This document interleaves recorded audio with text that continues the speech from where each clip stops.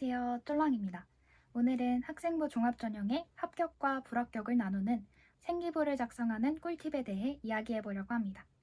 먼저 저의 소개를 간단히 드리자면 고려대학교 생명과학과에 고른기회 전형과 계열적합 전형으로 지원하여 모두 서류 합격을 했고 고른기회 전형은 최초 합하여 26학번으로 입학할 예정인 07년생입니다.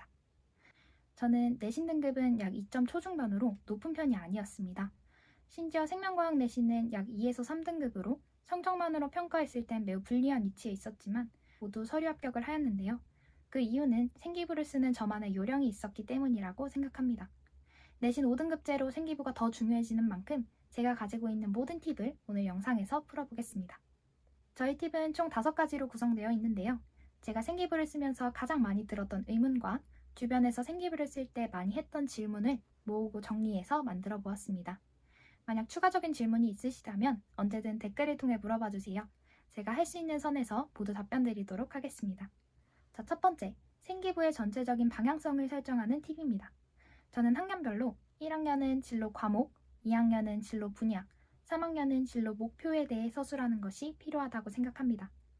예를 들어 저는 1학년 때 과학이라는 과목, 2학년 땐 생명과학이라는 분야, 3학년 때는 동물실험 대체라는 목표를 중심으로 교과 과목의 탐구 활동과 엮어서 생기부를 채웠습니다. 이렇게 하는 이유는 고등학교 생활 동안 희망 직업이 바뀔 가능성을 염두에 두기 때문입니다. 시작부터 너무 좁은 분야로 탐구하는 것보단 처음엔 넓은 학문을 다루며 흥미를 찾아가다가 시간이 지나 진로가 뚜렷해질수록 그 범위를 좁히는 게 추후 진로를 바꿀 때도 혹은 바꾸지 않더라도 학문 전체에 대한 탐구 능력을 보여줄 때도 유리하게 작용할 수 있어요. 아직 진로 설정이 너무 막연해 과목을 고르는 것도 망설여진다면 성적에 이점을 받기 좋은 가장 잘하는 과목을 선택하시는 걸 추천드립니다. 두 번째입니다. 중간에 희망 직업을 바꿔도 될까? 라는 고민을 가진 분들이 많으시죠?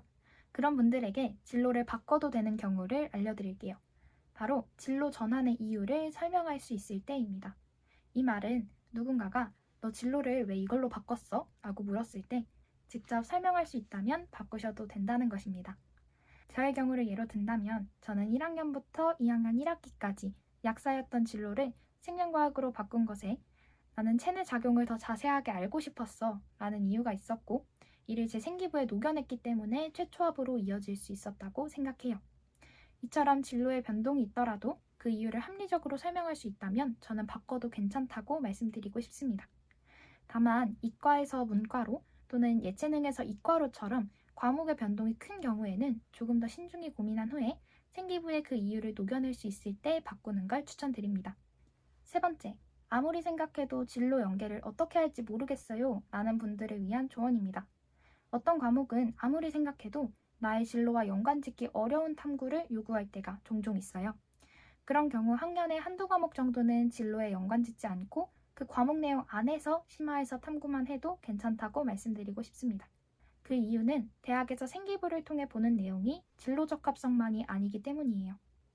대학들은 항상 각 과목별 성취 수준도 중요한 평가 요소로 넣습니다.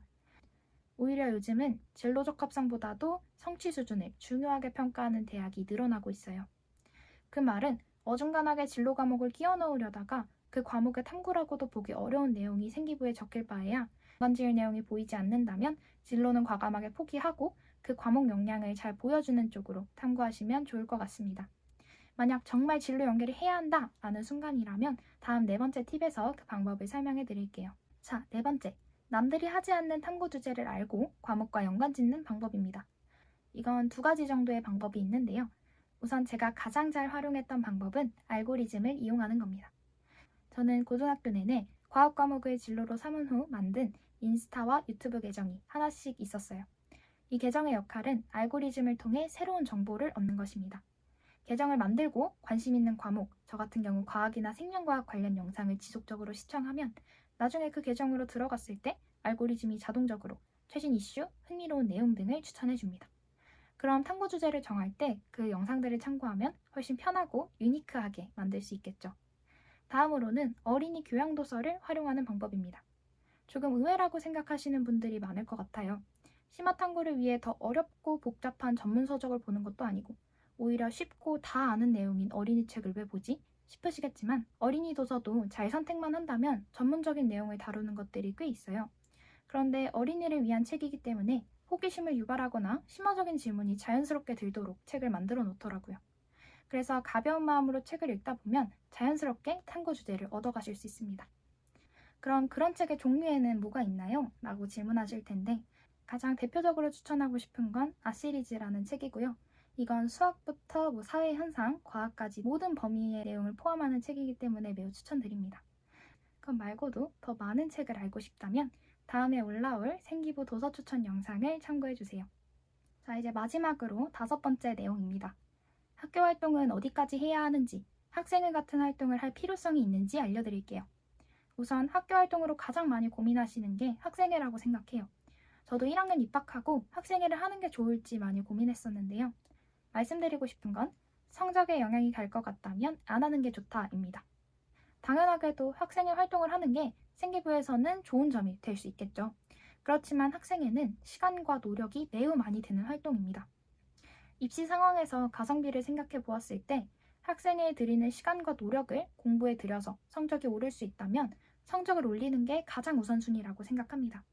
학생회를 해서 합격할 확률보단 성적이 높아서 합격할 확률이 더 높으니까요. 그리고 나머지 학교 활동들에 대한 생각도 저는 모두 동일합니다. 하지만 한 가지 말씀드리고 싶은 건 학생부 종합전형을 선택한 이상 쉬고 싶을 때 활동 하나 더 하는 끈기가 필요하다는 겁니다. 보통 학교의 추가적인 활동들은 내신에 영향을 주지 않기 위해 시험 직후부터 진행하는 경우가 많죠. 그때는 모두가 힘든 시험 기간이 끝나고 쉬고 싶기 때문에 다들 참여하기 주저할 겁니다. 저는 이럴 때 귀찮음을 참고 활동해야 한다고 생각해요. 실제로 저도 학생회는 참여하지 않았지만 친구들이 농담으로 너는 시험 기간보다 더 바쁘게 산다. 학교 활동 가면은 너는 무조건 있다 라고 말할 정도로 그 외 학교 활동들에 열심히 참여했습니다. 남이 안 하는 활동을 해야 남이 안 가는 대학을 간다는 생각으로 조금만 더 힘내서 참여하시면 좋은 결과가 기다리고 있을 겁니다. 자, 이렇게 해서 저의 꿀팁을 담은 생기부 작성 방법에 대해 이야기해보았습니다. 사실 학종은 정답이 없는 전형이다 보니 많이 불안하고 의심되는 순간이 많으실 것 같아요. 제가 말씀드린 방법도 완전한 정답이라기보다는 저의 경험을 바탕으로 알게 된 내용들이기 때문에 각자의 상황과 환경에서 최선을 다하는 스스로를 믿고 나아가시면 좋겠습니다. 그럼 저는 다음에 더 좋은 영상으로 찾아올게요. 여러분의 합격을 기원합니다.